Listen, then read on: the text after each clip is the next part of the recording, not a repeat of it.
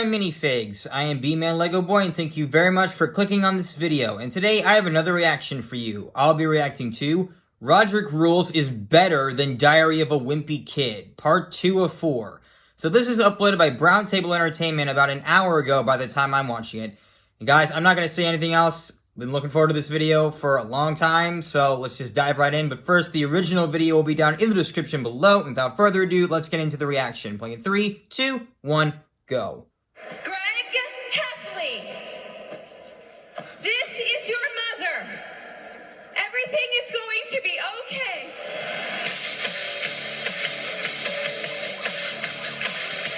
I love this movie. It's my favorite of the Diary of a Wimpy Kid trilogy. Not review series. We're going to be talking about arguably the best Diary of a Wimpy Kid film ever made. Yes, four, but, yes. It's Rodrick Rules. Just to make it clear, I'm only here for the continental breakfast. That's still on, right? Yeah. Well, you missed it, but I actually remember loving this film. Gotta love Devin Bostick. When I was a kid myself. I've seen most people always say that Rodrick Rules is the best film, and for good reason. Them and me as a child were smart as fuck, because this movie is actually the best in my opinion. Now slow down. Same, Let's not yep. talk about the movie first. Let's talk about something that got a brand new makeover for 2020. That's right, today's sponsor, Skillshare.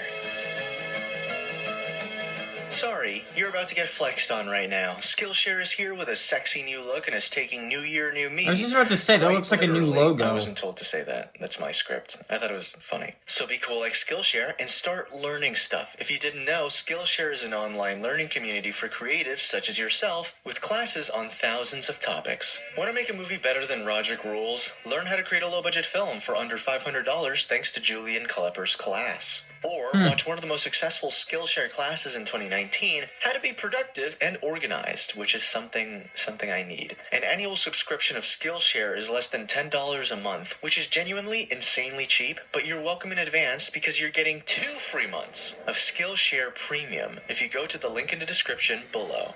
That's right. Click the link in the description to get started on Skillshare for 2 months, absolutely free. It's totally worth it. Definitely check them out because they're really sexy, especially now, and they help me help bring you guys Chad-level content.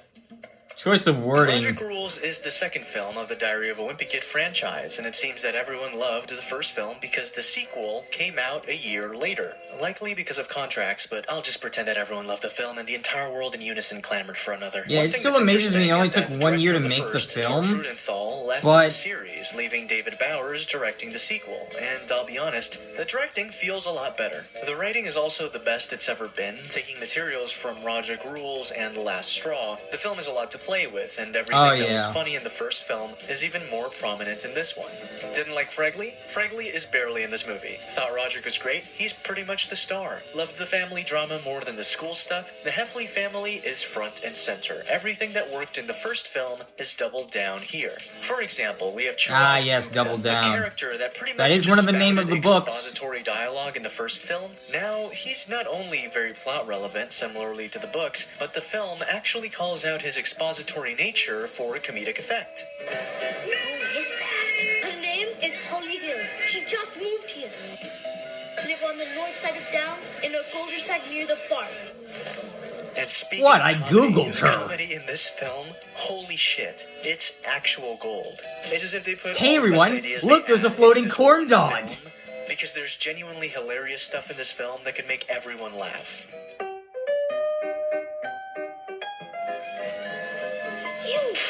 What was General Grant Doing on the thermostat! Be free, little friend. That thing's dead. I think I had him in my pocket too long. I know there was a lock on that door. Greg has walked in on me like a million times, and if there was a lock, I would use it. In fact, In fact, maybe you should put one on. next year I want a chocolate cake. That is, if you're alive next year. And it all feels genuine. It all feels like it's Honesty, there Mom. because these are the characters. This is the world. So many and this is how recognizable they react, quotes. and a lot of it is due to, again, Zachary Gordon and his charisma and the fact that he's genuinely a kid, and he brings this childish. It still energy amazes into the me what film, he which is aids the today, film in all selling buff the and everything, idea like, that holy these are kids shit. trying to figure out the problems in their lives. In the Heffley house, Zach always wanted me to play hide and seek in there. Oh yeah. Everywhere, Not just in the Heffley house, in the shopping mall. Every scenes, 5 every- seconds. That was Zach was just, this place is awesome. We gotta play hide and seek in here. And I'd be like, okay. And then in between takes, so I'd be like, Robert, count.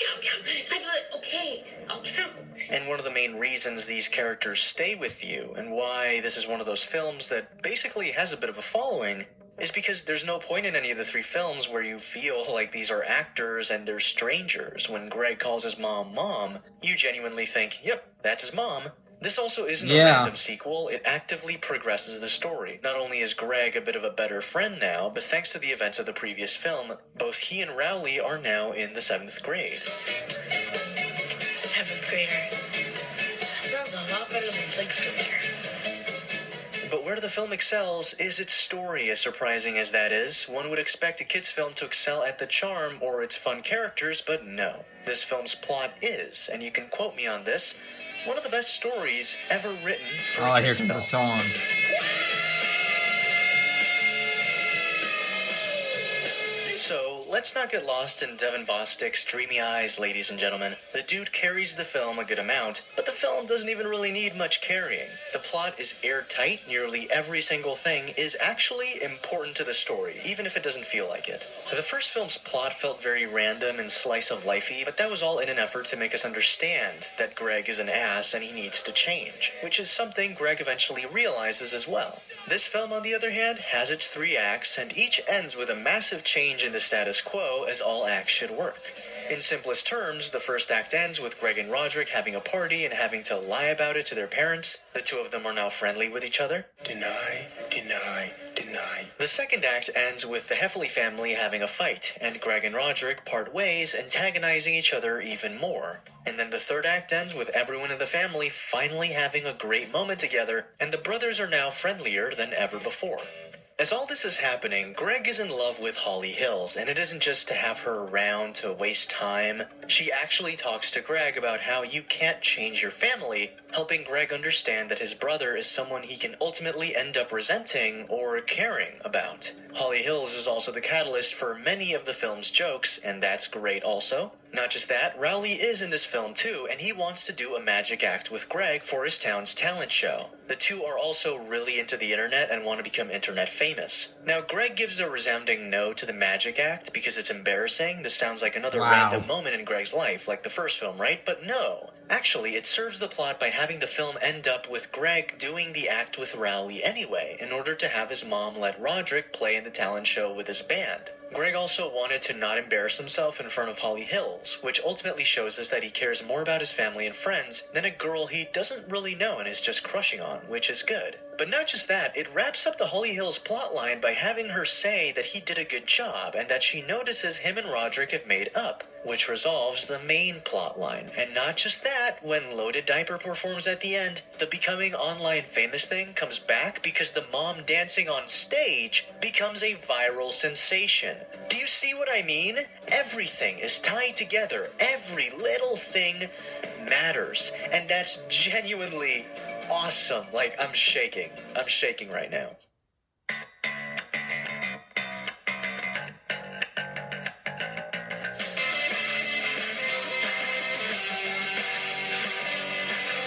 Greg and Rodrick are perfect in this film. They are each other's foil in every way. Rodrick even ruins Greg's life unknowingly, but Greg is smart enough to get his brother back as well, and every one of their interactions are relevant, making them dynamic characters, and they are active participants in shaping the story. Their interactions shape the way they think about each other and shape the way others view them. Greg's mom, Susan, creates this game, in a way, called Mom Bucks for Greg and Rodrick. These are fake dollars which can be gained from her by doing a good deed for the other brother, and a mom buck can be given to her for real currency in return. You'll save up your mom bucks. Can I cash out now? I don't want to cash out. Frank? I know. And this is the catalyst of the plot of the film. The Mom Bucks lead Greg and Rodrick to interact with one another more and more, which eventually leads to them hating each other more and more, which eventually climaxes with both brothers fighting each other in the middle of friggin' church. Cinema. Their constant bickering and feuding finally hits its peak when Rodrick hosts a party at the Heavily home, which shows us that Rodrick isn't just immature, he's also pretty insecure, which humanizes him a lot. Go ask the girls to dance. Rest them. The party sequence in the film is actually one of the best sequences in the film. It shows us Oh, the yeah. brotherly dynamic Greg and Rodrick have, and it shows how one one-ups the other every single time. I'm down in And the ultimately, basement. It progresses the Why don't plot you of come the and get story me? in a very entertaining Now. way. Now, throughout the film, we notice what Rodrick truly wants. He wants to play with his band, Loaded Diaper, and have people appreciate him. And I think that's what it ultimately comes down to. He wants to show people that he actually is this cool guy in a cool band, going as far as getting a good musician, albeit a lousy person, to be the lead guitarist, because this is his dream. Being a musician is everything to him, and it's actually very similar to Greg's state of mind in the first film.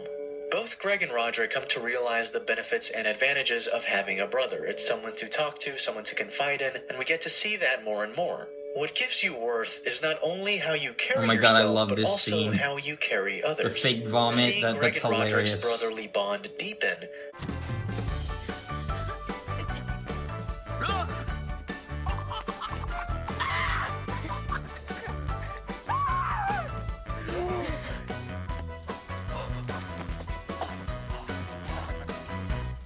is the core of this film. Their relationship is the core of this film. Rodrick going from annoying older brother to wise older brother is a sight to behold, and we get to see that the reason for this change is because Rodrick realizes that Greg is someone he can confide in. He isn't just some younger brother he's stuck with, Greg can be a friend too. You know that girl who I sent the note to? She thinks I'm friendly. Hey, don't take it hard. Girls act like they're not into you when they really are. One of the reasons Susan Heffley wants the boys I wonder to how get along true is that because, statement well, is. she wants her kids to get along, but she also writes a column about how her family is pretty much perfect and how Greg and Rodrick get along so well, only to have that shattered in front of her. So the film also challenges the idea of what a family is really like. No, families are not all sunshines and rainbows. It isn't about forcing your kids to be perfect, it's about rewarding them when they genuinely act selflessly. It's the simple acts of love that we should pay attention to. Steve Zahn is also hilarious in this movie, and I wish he was in it more. His character is faced with the looming threat that is Bill, who is a washed-up musician, and he's been added to Rodrick's band. Bill is an asshole, and he's the representation of what Rodrick could become. But we all know deep down that Rodrick is a bit too smart to become like him, but we need to see what the true difference is between them. You can't go on without me. I started Loaded Diaper. I'm the backbone. That's rock and roll, bro. This finally displays what the difference is between Bill and Rodrick. Loyalty. Throughout the film, one thing we notice about Rodrick is that he ultimately cares. Deny, deny, deny isn't necessarily a bad thing because even though he is technically lying and hiding the truth, he's not going to rat himself or his brother out. Rodrick would only betray if he feels like he's been wronged, and that's exactly what happens. What we done tonight? You had a band. What? That's rock and roll, bro. I think at the end of the day, there's something really cathartic about that. There's a joy you get out of watching Rodrick Rules. It's this satisfaction, almost. In Diary of a Wimpy Kid, we start off fine and then derail and end up happy. Meanwhile, in Rodrick Rules, we start off awful, get a taste of happiness, then hit the lowest of the low, and then we're finally met with happiness again. After watching the movie, I was hit with the problem, the dilemma. Which is the best casting choice? Is it Zachary Gordon as Greg or Devin Bostic as Rodrick?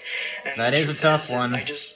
I don't know. Greg has to carry the movie. Zachary Gordon has to carry the movie. And you can see the issue with Zachary Gordon being replaced as Greg in Diary of a Wimpy Kid 4, which is the last film of this series. And I haven't even seen it yet, but you can just tell from the trailers, as well as Rodrick, you can tell from the trailers. It doesn't feel like it's these characters. It's not very good. Browntable, if you're watching this, don't watch it. It's not very good at all. They truly embody these characters, and they bring this charm to these characters that makes it feel real. I think that the plot, the writing of this film is far superior to the first, and it genuinely just came together so perfectly. I have no idea how they pulled it off. I have no idea why this has a 46% on Rotten Tomatoes. These reviewers have no idea what they're talking about. 46%? Aside, a lot of of this is nostalgia. Of course, a lot of this is nostalgia. I'm seeing these films Wow. nostalgically because, you know, I remember when I watched these films when I was younger. I remember reading the books when I was younger. But there is genuinely something beautiful about these films that I feel like most people would appreciate, because you can tell that they're made because they want to exist. Someone wanted to tell the story. You feel that. And I'm excited for part 3, Dog Days. Thank you very much for watching. Looking forward to that as well. Everybody dance the night away.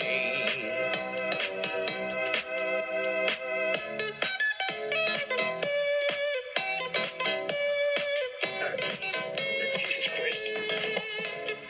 Thanks for watching. Thanks for coming to the table, and we'll see you all next time. How was that? Yeah, that was cool, wasn't it? That was a great idea.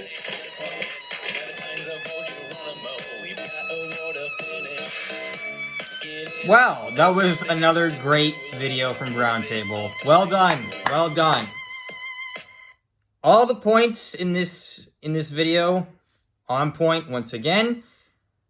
I gotta say, guys, I'm really liking this series, this Diary of a Wimpy Kid series that Browntable is putting out. I'm really enjoying this. And I gotta say, this Rodrick Rules one, better than the first. Just like the movie. So, yeah. So, guys, since I never really got to talk at the beginning of the video, I did want to say that, yeah, Rodrick Rules, in my honest opinion, is my favorite of the 3 Diary of a Wimpy Kid films. I'm not saying 4 because the long haul, it was not very good, in my opinion, so I'm not even counting it as part of the overall story, really, because especially the casting in that movie, like I've said before, it was not very good. But yeah, Rodrick Rules. I really hope to see it again someday soon, because I haven't seen it in a while. I'm still disappointed that both Rodrick Rules and Dog Days are not on Disney Plus, but the original one is. So I'm hoping that someday soon that Disney will put those on the service, so that way I can just watch them over and over again, because I adore those movies so much. And quite honestly, the reason that I also kind of like Rodrick Rules a little bit is because that was actually the last movie that I ever saw before my parents, like, divorced, like, completely. Like, I wasn't allowed to see my dad ever again, so it was kind of like, you know, it was kind of, I don't know what the term is, but yeah, seeing the film in theaters that one time with all my folks, including my dad, it meant something to me, and we all had a good time. And seeing this video, making all these points and reminding me of how great the film is, it's a really good film. It really is. And it just goes to show you that even though the score on Rotten Tomatoes may be bad, the movie itself can be really good. So, other than that, I don't really know what to say. So, guys, thank you very much for watching this video. Make sure to go subscribe to Browntable and give him the love he so very much deserves. And I'll see you guys in the next video. Peace out, all my minifigs.